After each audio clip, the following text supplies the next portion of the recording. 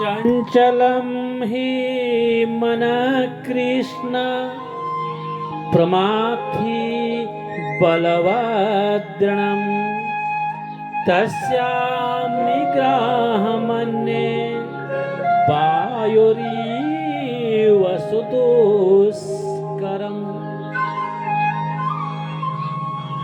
मन के बारे में सुनिए, हमारा मन कैसा चंचल है, किस प्रकार से चंचलित होता है। लोगों के भीतर प्राय यह बात बैठी हुई है कि मन लगने से ही भजन स्मरण होता है, और मन नहीं लगा तो राम राम करने से क्या लाभ। परंतु गीता की दृष्टि में मन लगना कोई ऊंची चीज नहीं है, और गीता की दृष्टि में ऊंची चीज है समता। और मन एकाग्र होने से सिद्धियां तो प्राप्त हो जाती है, पर कल्याण नहीं होता। और कल्याण प्राप्ति में मन की स्थिरता का उतना महत्व नहीं है जितना बुद्धि की स्थिरता का महत्व है। और मन की स्थिरता से लौकिक सिद्धियां प्राप्त होती है, पर बुद्धि की स्थिरता से पारमार्थिक सिद्धि यानी कल्याण प्राप्ति होती है। वास्तव में मन का न लगना उतना बाधक नहीं है, और जितने बाधक राग द्वेष है। इसलिए साधक को चाहिए कि वह मन को एकाग्रता महत्व न दे, और जहां जहां राग द्वेष दिखाई दे वहां से उनको तत्काल हटा दे। और राग द्वेष हटाने पर मन लगना भी क्या सुगम हो जाएगा।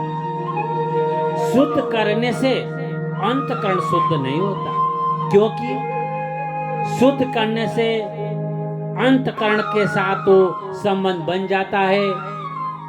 जब तक मेरा अंतकरण शुद्ध हो जाए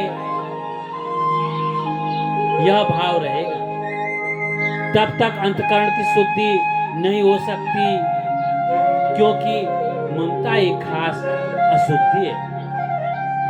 और जब तक मनुष्य उत्पत्ति विनाशील वस्तुओं के आश्रय का त्याग नहीं करता और मन से उनके साथ अपना संबंध जोड़े रखता है, तब तक वह कितना ही अक्रिय हो जाए, चित्त की वृत्तियों का सर्वथा वो निरोध कर ले, पर वह योगी नहीं हो सकता। हाँ, चित्त की वृत्तियों का सर्वथा निरोध होने से उसको तरह तरह की सिद्धियां प्राप्त हो सकती है, पर जो कल्याण होना चाहिए था वो नहीं हो सकता। और चित्त वृत्तियों का निरोध करने मात्र से कोई योगी नहीं होता। योगी तभी होता है जब वह कर्म फल का त्याग कर देता है। और कारण है कि जब तक कर्म फल की चाहना होती है तब तक वृत्ति निरोध करने से सिद्धियों की प्राप्ति तो हो सकती है, पर कल्याण नहीं हो सकता। और साधक की यह शिकायत रहती है कि भगवान में मन नहीं लगता। तो इसका कारण क्या है? इसका कारण यह है कि साधक संसार से संबंध तोड़कर ध्यान नहीं करता, प्रत्युत संसार से संबंध जोड़कर करता है। अतः अपने सुख सेवा के लिए भीतर से किसी को भी अपना न माने, अर्थात किसी में ममता न रखे, क्योंकि मन वहीं जाएगा जहां ममता हो। इसलिए उद्देश्य केवल परमात्मा का रहे और सबसे निर्लिप्त रहे तो भगवान में मन लग सकता है। और जिस किसी आसन से बैठे उसी में लगातार 3 घंटे तक बैठा रहे एकाग्र चित्त होकर, और उतने समय तक इधर उधर हिले डुले नहीं, न इधर देखे न इधर देखे, मन को एकाग्रित करे, एक चित्त हो लगाए, ऐसा बैठने का अभ्यास सिद्ध होने से मन और प्राण स्वतः स्वाभाविक शांत हो जाता है। कारण कि मन की चंचलता को शरीर को स्थिर नहीं होने देती। शरीर की चंचलता क्रिया प्रवणता मन को वो स्थिर होने नहीं देती। जब यह पता लगे कि मन पदार्थों का चिंतन कर रहा है, तभी ऐसा विचार करे कि चिंतन के वृत्ति और उसके विषय का आधार और प्रकाशक परमात्मा ही है, केवल परमात्मा ही है।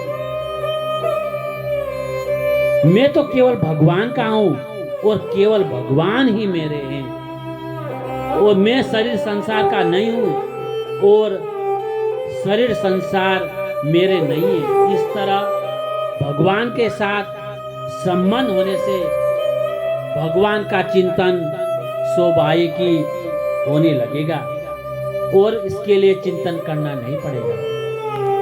और मन को परमात्मा में लगाने का एक बहुत श्रेष्ठ साधन है कि मन जहां जहां जाए, जिस जगह जाए, वहां वहां हम किसको देखें?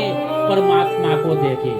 और अथवा मन में जो जो चिंतन आए उसको परमात्मा का ही स्वरूप समझे। एक मार्मिक बात है। क्या बात है? जब तक साधक एक परमात्मा की सत्ता के सिवाय दूसरी सत्ता मानेगा, जब तक उसका मन सर्वथा निरुद्ध नहीं हो सकता। मन की चंचलता भी तभी बाधक होती है जब तक स्वयं में कुछ भी काम का अंश रहता है, और काम का अंश सर्वथा निवृत्त होने पर मन की चंचलता किंचित मात्र भी बाधक नहीं होती। जब मन शुद्ध हो जाता है तब वह स्वतः बस में हो जाता है। मन में उत्पत्ति विनाशशील वस्तुओं का राग रहना ही मन की अशुद्धि है। जब साधक का एक परमात्मा प्राप्ति का उद्देश्य हो जाता है, तब उत्पत्ति विनाशशील वस्तुओं का राग हट जाता है और मन शुद्ध हो जाता है। और व्यवहार में साधक यह सावधानी रखे कि कभी किसी भी अंश में पराया हक न आ जाए। क्यों? पराया हक लेने से मन क्या होता है? अशुद्ध हो जाता है, बेकार हो जाता है। और चित्त की चंचलता को रोकने के विषय में भगवान ज्यादा नहीं बोले, क्योंकि चित्त को निरोध करना भगवान का ध्येय नहीं है। और स्वयं केवल परमात्मा को चाहता है तो उसको मन को एकाग्र करने की इतनी आवश्यकता नहीं है जितनी आवश्यकता प्रकृति के कार्य में संबंध विच्छेद करने की और मन से अपनापन हटाने की है। और देखा जाए तो वास्तव में ध्यान योग की सिद्धि के लिए मन का निग्रह करना उतना ही आवश्यक नहीं है जितना उसको बस में करना, अर्थात शुद्ध करना आवश्यक है।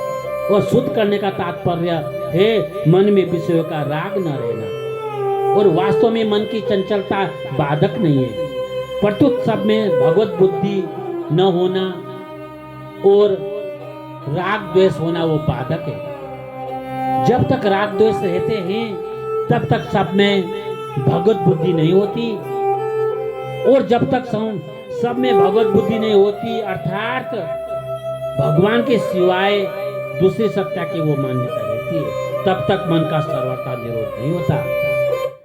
वो वृत्ति का निरोध करने से कुछ काल के लिए मन का निरोध होगा तो वो व्युत्थान हो जाएगा। अगर दूसरी सत्ता का मान्यता न रहे तो फिर व्युत्थान का प्रश्न ही पैदा नहीं होगा। इसलिए मन को हमेशा एकाग्र चित्त से मन को ढालना चाहिए। यानी जब मन एकाग्रचित हो जाए, इधर उधर ध्यान बिल्कुल नहीं भटकाना, यानी मैं भगवान का हूँ और भगवान ही मेरे हैं। इस प्रकार जब स्वयं का भगवान में अपनापन हो जाता है तब मन स्वतः ही भगवान में लग जाता है। अगर हम मन भी लगाएं और ध्यान भटके, कभी इधर कभी उधर, कभी अपने ख्यालों में यानी बाहरी चीज में ध्यान लग जाए, तब उसमें हमें भगवान में मन नहीं लगता। और जहां स्वयं भगवान में मन नहीं लगता वो बेकार है। इस प्रकार स्वयं को संसार में लगाकर चित्त को भगवान में लगाना चाहिए। उसका चित्त भगवान में निरंतर नहीं लगता, बेकार है। और स्वयं का दृढ़ उद्देश्य भगवत प्राप्ति होने पर मन बुद्धि स्वतः भगवान में लगते हैं। इसके विपरीत स्वयं का उद्देश्य भगवत प्राप्ति न हो तो मन बुद्धि को भगवान में लगाने का यत्न करने भी वो पूरा नहीं हो पाता, अधूरा रह जाता है। और साधक से ये भूल यह होती है कि वह स्वयं भगवान में न लगकर अपने मन बुद्धि को भगवान में लगाने का वो अभ्यास करता है। स्वयं भगवान में लगे बिना मन बुद्धि को भगवान में लगाना कठिन है।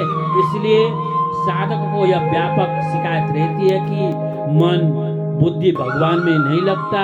मन बुद्धि एकाग्र होने से सिद्धि हो सकती है, पर कल्याण स्वयं के भगवान में लगने से ही होगा। और जिन पुरुषों का लक्ष्य भगवत प्राप्ति नहीं है, उनके मन बुद्धि भी वे जिस विषय में लगाना चाहेंगे उस विषय में वो लग सकता है। उस विषय में मन बुद्धि लग जाने पर उन्हें सिद्धियां तो प्राप्त हो सकती है, पर भगवत प्राप्ति नहीं हो सकती। मन बुद्धि प्रकृति की जाति है, अर्थात वे प्रकृति के अंश है, पर हम स्वयं भगवान के अंश हैं। अतः स्वयं और मन में जातीय भिन्नता है।